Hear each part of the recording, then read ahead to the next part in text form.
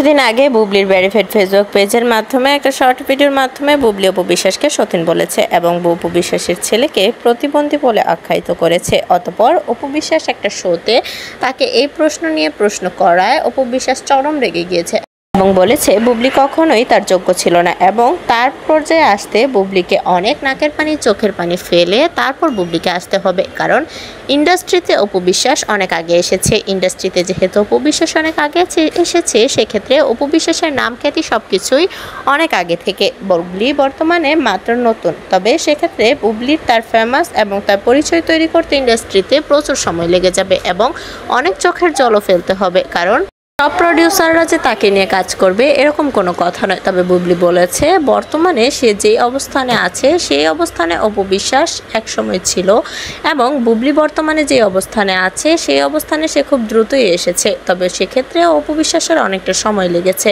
বুবলি এবং অপু বিশ্বাসের মধ্যে কম্পেয়ার করতে গিয়ে তাদের দুজনেরই আলাদা আলাদাভাবে ইন্টারভিউ নেওয়া হচ্ছে এবং দুজনকেই খুব দ্রুত ক্যামেরার সামনে আনা হবে একসাথে।